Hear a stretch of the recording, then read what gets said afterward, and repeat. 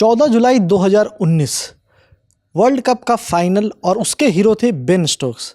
और आज फिर 14 जुलाई 2025 है और फिर इस लॉर्ड्स टेस्ट के हीरो हैं बेन स्टोक्स।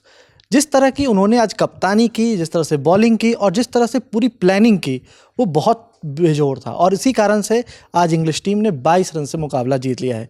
तो बेन स्टोक्स के बारे में और उनकी इस पूरी खास जो ये लॉर्ड्स टेस्ट में उनका प्रदर्शन रहा है उसके बारे में बात करने के लिए हमारे साथी रविराज हैं।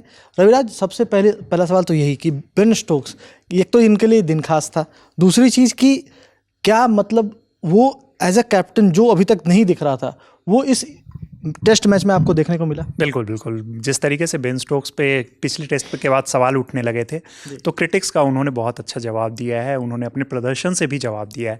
सबसे खास बात क्या है ना सुकांत की, लॉर्ड्स टेस्ट मतलब लॉर्ड्स क्रिकेट ग्राउंड आते ही ना बेन स्टोक्स एक अलग रंग में दिखना स्टार्ट हो जाते हैं। मतलब उनका रिकॉर्ड अगर बात करें तो रिकॉर्ड भी बहुत शानदार है। बिल्कुल, लॉर्ड्स में तो ये उनका चौथा प्लेयर ऑफ द मैच है। टेस्ट क्रिकेट की आप बात करोगे तो यहाँ पे जो कि किसी भी मतलब इतने सारे प्लेयर्स खेले हैं, इतने महान प्लेयर्स खेले हैं लॉर्ड्स में, उनमें सबसे ज़्यादा हो गया है लॉर्ड्स में कोई भी प्लेयर का। और आपने बात की 2019 वर्ल्ड कप की कि उसमें वो सबसे बड़े हीरो थे और हीरो रहे भी थे, उन्होंने इंग्लैंड को जिताया भी था। लेकिन इस वेन्यू पे बेन स्टोक्स 2015 से ही हीरो बन चुके हैं। अब मैं वो आपको बताता हूँ, न्यूजीलैंड के खिलाफ वो टेस्ट मैच था जिसमें ओवरऑल उस टेस्ट मैच में बेन स्टोक्स ने 193 रन बनाए थे और उसमें 3 विकेट भी हासिल किया था।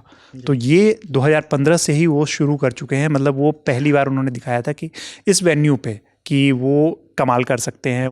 इसके बाद भी रवि कुछ पारियां रही है जो कि जिसमें आपने बताया जैसे 4 टोटल इनिंग्स थी, जिसके कारण से मतलब 4 इनिंग्स क्या कह लें, 4 बार वो man of the player of the match रहे हैं जी। बिल्कुल। तो उसके बाद जो 2015 मैंने बताया, उसके बाद एक 2017 में आ जाते हैं, वेस्ट इंडीज़ के अगेंस्ट लॉर्ड्स में मुकाबला था और उसमें उन्होंने 60 रन की पारी खेल 60 रन बनाए थे ओवरऑल उस मैच में। और वो काफ़ी इंपॉर्टेंट रहा था क्योंकि वेन्यू लो स्कोरिंग हो जाती है उसमें, और इसके साथ साथ उन्होंने बॉलिंग में 6 विकेट भी लिए थे। तो जो एक प्रॉपर ऑलराउंडर को करना चाहिए ना, वो रोल उन्होंने निभाया था। ये 2017 की बात है। तो उस तरीके से मतलब ये बेन स्टोक्स दूसरी बार तब मैन ऑफ द मैच बने थे। फिर उसके बाद आते हैं 2019 ऑस्ट्रेलिया के अगेंस्ट। उस मैच में उन्होंने 128 रन ओवरऑल बनाए थे।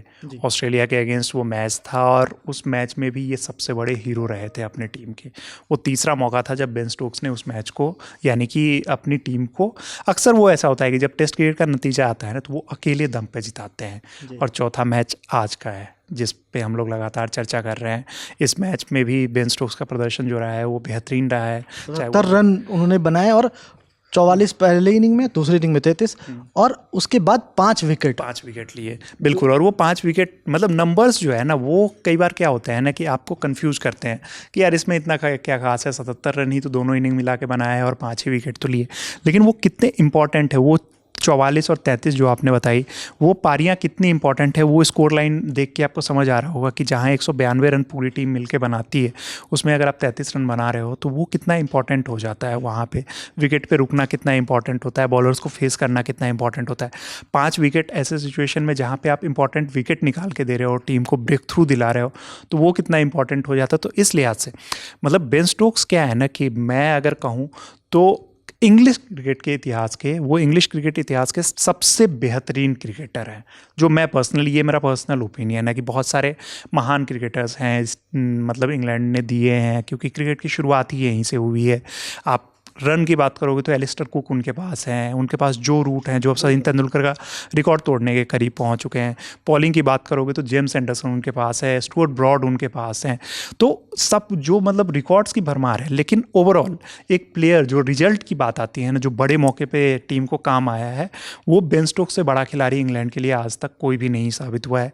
जिस प्लेयर ने इन्हें वर्ल्ड कप दिलाया उसमें सबसे बड़ा रोल जिनका रहा, ऑस्ट्रेलिया के अगेंस्ट वो ऐतिहासिक मैच आपको याद होगा कि जैक लीच के साथ मिलकर अकेले दम पे इन्होंने मैच जिता दिया था। तो वो इनके अंदर काबिलियत है कि जब भी बड़ा मौका आता है या फिर जब भी क्रूशियल सिचुएशन होती है, बेन स्टोक्स अपने आप को लगातार साबित करते हैं और इस मैच में भी उन्होंने वही करके दिखाया है। और एक बार फिर से नतीजा देखिए कि वो मैन ऑफ द मैच भी रहे हैं, टीम के कप्तान है, टीम को वापस सीरीज में लेके आए हैं, 2-1 से बढ़त दिलाई है और अब अगले मैच में वो एडवांटेज के साथ जाएंगे। देखिए एक चीज़ और है कि इसमें जो लंबे स्पेल्स उन्होंने किए, क्योंकि 9-9 10-10 ओवर का स्पेल किया और अगर आप देखें जो स्पिनर्स को उन्होंने इस्तेमाल किया बहुत कम किया और वो क्योंकि एक चोटिल थे और दूसरे कोई ऐसे स्पिनर नहीं थे जो टीम के पास जो ज़रूरी उस समय चाहिए थी।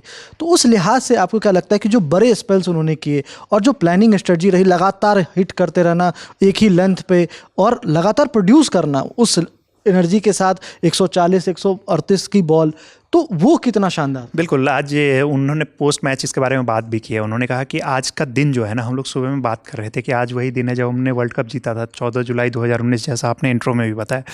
तो उन्होंने कहा कि हम लोगों ने सुबह इसकी बात की थी। आज आपने नोटिस किया होगा कि जोफ्रा आर्चर पहला ओवर डालने आए, जबकि कल ब्राइडन कास बेहतरीन बॉलिंग कर रहे थे। और ये बहुत सरप्राइजिंग भी था क्योंकि उस समय दिख रहा था कि ब्राइडन कार्स, हम लोग सब उम्मीद कर रहे थे कि कल जो हुआ उसके बाद ब्राइडन कार्स ही बॉलिंग करेंगे, लेकिन आज जो लगातार दोनों स्पेल मतलब जोफ्रा आर्चर के साथ खुद बेन स्टोक्स कर रहे थे। तो इसके पीछे उन्होंने रीज़न ही बताया है कि 2019 वाली जो चीज़ थी, क्योंकि दोनों हीरो रहे थे अपने टीम के लिए, तो उन्होंने कहा कि हमें उसी चीज़ को याद हुआ और हमें लगा कि भाई हम दोनों परफॉर्म कर सकते हैं, और इसीलिए उन्होंने लंबे लंबे स्पेल डाले हैं और इसका फ़ायदा उनकी टीम को मिला है। तो सिर्फ जो ये क्रिकेट है ना, वो सिर्फ ग्राउंड पे कितने विकेट या कितने रन लिए, कितने कैचेज लिए, वो नहीं है।